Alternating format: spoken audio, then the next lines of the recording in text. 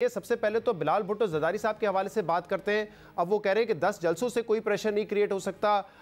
अदम एतमाद की तहरीक लाना चाहिए और हम दूसरी पार्टीज को भी इस पर कायल करेंगे। क्या आपको लगता है कि पीपल्स पार्टी इस हवाले से इस बार संजीदा है या सिर्फ वो एक बहानाबाजी है क्योंकि वो लॉन्ग मार्च नहीं करना चाहते, इस्तीफे नहीं देना चाहते, इसलिए अब तवज्जो तमाम जमातों की अदम एतमाद की तहरीक पर लेकर आए, या उनको आपके ख्याल में कोई एश्योरिटी है, कॉन्फिडेंट है वो कि इससे ही हुकूमत गिराई जा सकती है? नहीं, मेरे ख्याल में एक तो ये कि बिलावल के सिवा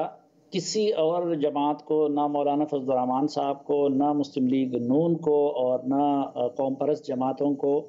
ये एतमाद है और ना इस ऑप्शन को वो कंसिडर कर रहे हैं, अदम एतमाद के ऑप्शन को,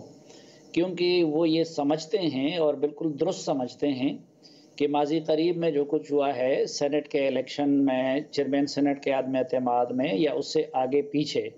तो वो कहते हैं कि भाई ये काम कभी भी नहीं हो सकता। दूसरा, जिस तरह की पीपल्स पार्टी का मौजूदा सिस्टम में स्टेक सबसे ज़्यादा है, और मैं बार बार ये कह रहा हूँ कि मौजूदा असम्बलियों को कंटिन्यू करना ये जितना इमरान खान को अजीज़ है उतना ज़्यादा पीपल्स पार्टी को अजीज़ है। और पीपल्स पार्टी ये समझती है कि अगर दोबारा इलेक्शन होता है तो उनको शायद सिंध भी ना मिले, तो जबकि दूसरी तरफ बाकी सब जमातें ये समझती हैं कि री इलेक्शन की सूरत में बहरहाल उनकी पोजीशन इससे कई गुना ज़्यादा बेहतर होगी। तो एक बात तो ये है। दूसरी बात ये कि बिलावल साहब इस पे कभी भी मौलाना साहब को या नवाज शरीफ साहब को कायल नहीं कर सकते। अलबत्ता वो सब इस बात पे कायल हैं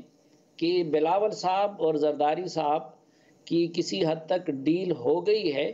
और जो उनके ज़ाती मसाइल हैं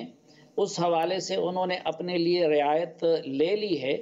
और उनको चूँकि ये यकीन है, आप देखें कि पीडीएम बना भी इनकी दावत पे था और जो लाहेअमल बना था उसमें पीपल्स पार्टी भी शरीक थी, लेकिन पीपल्स पार्टी अपना मकसद उधर लेके उससे पीछे हट गई। अच्छा, मुस्लिम लीग का मसला भी थोड़ा सा मुख्तलिफ है। मुस्लिम लीग में नवाज शरीफ साहब और मरियम वगैरह वो इस चीज़ में कोई इंटरेस्टेड नहीं है कि नो कॉन्फिडेंस हो या ये मौजूदा निज़ाम चले। जो शायद खाकान अब्बासी साहब ने बात की है तो उन्होंने बेसिकली नवाज शरीफ साहब के बयानिए की तर्जुमानी की है, लेकिन उनको एक दूसरा प्रॉब्लम है और वो ये है कि उनका सेकंड टियर अपनी मजबूरियों और अपनी केसेस और अपनी खौफ की वजह से अपने लीडरशिप के उस बयानिए के साथ नहीं जा सकती, इसलिए वो भी इस्तीफों के ऑप्शन से पीछे तो हट गई है, लेकिन पीपल्स पार्टी की तरह उनकी कोई डील शील नहीं हुई है अभी। अच्छा, क्योंकि आपने एक जो ट्वीट किया था 1 जनवरी को, उसमें आपने ये कहा था कि जरदारी साहब जिस गेम प्लान का हिस्सा है, अब मियां नवाज शरीफ भी इसका हिस्सा बन गए हैं और अब दोनों एक पेज पर हैं, लेकिन आपके ख्याल में अब वो पेज नहीं आया अभी तक, नवाज शरीफ साहब किसी डील का हिस्सा नहीं बने हैं? देखिए, ये वो वक्त था कि इससे पहले मैंने एक ट्वीट किया था और वो ट्वीट मैंने तब किया था कि जब बिलावल साहब गिलगित में कैंपेन चला रहे थे जी। और उन्होंने दचके वाले बयान दिया, तो उस दचके वाले बयान के बाद ही मैंने ये बात की थी कि पीपल्स पार्टी जो है वो अब दचका बन रही है पीडीएम के लिए, और उसको उस वक़्त कुछ लोगों ने उसका यकीन भी नहीं किया और ख़ुद बिलावल साहब ने बहुत बुरा बनाया, क्योंकि ज़ुबानी तौर पर तो बयानिया अभी तक वो अहमद फराज वाला चलेगा, लेकिन अमल तो शिबली फराज वाला है। तो हम तो जानते थे कि भाई मामला अंदर से क्या हो गया। तो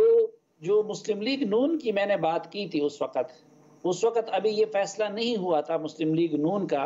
कि जी वो इस्तीफ़े नहीं देंगे या सेनेट के इलेक्शन में हिस्सा लेंगे। लेकिन मैं उस वक़्त मुझे अंदाज़ा था कि जब एक मरतबा पीपल्स पार्टी ने ये रास्ता छोड़ दिया और दूसरा मुस्लिम लीग नून के सेकंड टियर की जो लीडरशिप है, तो उनके एक पेज पे आने का